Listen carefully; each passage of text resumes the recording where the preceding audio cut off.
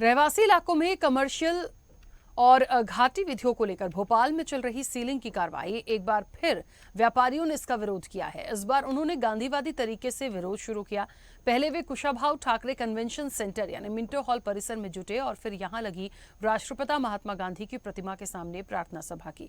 इस दौरान रामधुन भी बजाई गई। चैंबर के अध्यक्ष गोविंद गोयल के नेतृत्व में व्यापारिक संगठन के पदाधिकारी जुटे थे। उन्होंने सामूहिक रूप से रामधुन का गायन कर राष्ट्रपिता महात्मा गांधी की प्रतिमा के समक्ष प्रार्थना करने के बाद समस्याओं के स्थायी समाधान के लिए मार्गदर्शन की कामना की। दरअसल सुप्रीम कोर्ट ने मध्य प्रदेश हाईकोर्ट के सीलिंग मामले में दुकान संचालकों को मिले सभी राहत यानी स्टे ऑर्डर निरस्त कर दिए थे। सुप्रीम कोर्ट ने स्पष्ट कहा कि उसके निर्देश पर चल रही जांच में किसी भी प्रकार का हस्तक्षेप स्वीकार नहीं किया जाएगा। मामले की अगली सुनवाई 15 सितंबर को होगी। तब तक भोपाल में सीलिंग की कार्रवाई लगातार जारी रहेगी।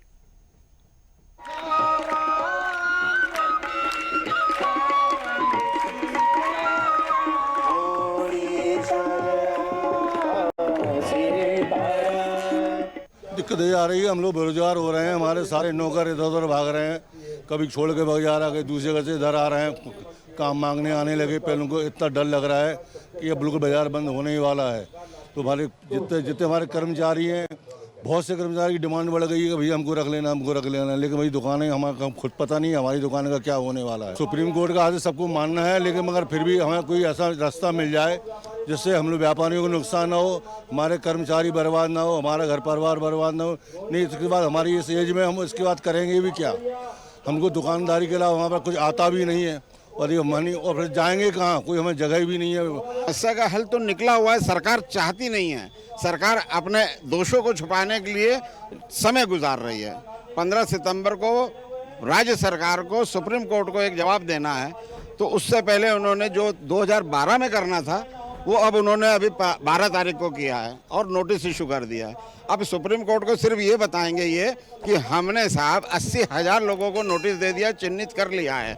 अब किया तो नहीं है, सिर्फ नोटिस दिया है। जो पहले से ऑलरेडी शुद्ध हैं, जैसे मैं शुद्ध हूँ, मेरे व्यावसायिक बिल भी है, व्यावसायिक सब कुछ है और मेरी संपत्ति भी व्यावसायिक है, कर भी मैं व्यावसायिक चुका रहा हूँ, लेकिन फिर भी मेरे को हास्पद स्थिति में लाके खड़ा कर दिया कि मुझको नोटिस थमा दिया। चलिए, और इस वक्त आपको बता दें news head digital Aniruddh Sonone हमारे साथ जुड़ गए हैं। अनिरुद्ध जी, जिस तरीके से एक बार फिर से राजधानी में व्यापारी एकजुट हुए हैं, देखिए सुप्रीम कोर्ट जो गाइडलाइंस हैं उसमें तो कोई हस्तक्षेप नहीं किया जा सकता और 15 सितंबर को अगली सुनवाई होनी है। तो जिस तरीके से अब एक गांधीवादी तरीके से ये विरोध प्रदर्शन जो हम तस्वीरों में देख पा रहे हैं और करीब 60,000 दुकानें ऐसी हैं जिन्हें नोटिस मिले हैं, अब आगे क्या इंतजार कर रहे हैं अगली तारीख का? और जिस तरीके से ये पूरा प्रदर्शन भी है, क्या कुछ और इनका कहना है? जी बिल्कुल, आपने ठीक कहा कि जिस तरह कोर्ट की गाइडलाइन है तो इसमें सरकारें कुछ नहीं कर सकती हैं और ये आदेश न केवल मध्य प्रदेश की राजधानी भोपाल के लिए बाकी देश की सभी राजधानियों के लिए कि आवासीय क्षेत्रों में जो व्यावसायिक गतिविधियां हैं उनमें सीलिंग की कार्रवाई करी जाए। भोपाल की बात करें तो 60,000 से ज्यादा दुकानों को यहाँ नोटिस दिए गए और आज फिर व्यापारी ने इसका विरोध जताया। इस बार उन्होंने गांधीवादी तरीके से विरोध शुरू किया। पहले वे कुशाभाऊ कन्वेंशन सेंटर के परिसर में जुटे, यहाँ महात्मा गांधी की प्रतिमा के सामने प्रार्थना सभा की गई। इसके बाद रामधुन भी बजाई गई। Bhopal chamber of commerce and industry के अध्यक्ष गोविंद गोयल यहाँ मौजूद थे।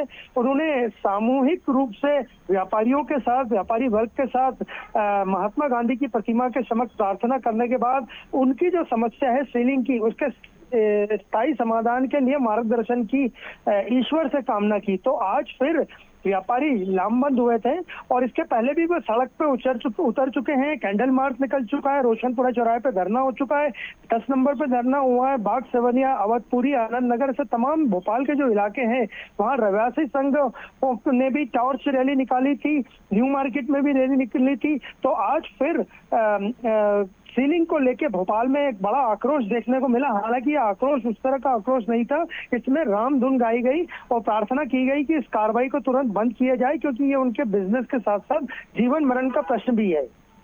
बिल्कुल, चलिए अनिरुद्ध, बहुत शुक्रिया पूरी जानकारी के लिए, बातचीत के लिए। तो देखिए, रामधुन से नोटिस कार्रवाई का विरोध है। 60,000 दुकानें ऐसी हैं जिन्हें नोटिस दिए गए हैं और क्योंकि सुप्रीम कोर्ट की गाइडलाइन है जिसमें कोई भी हस्तक्षेप नहीं कर सकता है, तो ये व्यापारी जो है एक बार फिर से एकजुट हुए हैं और एक गांधीवादी तरीके से अपना विरोध दर्ज करा रहे हैं।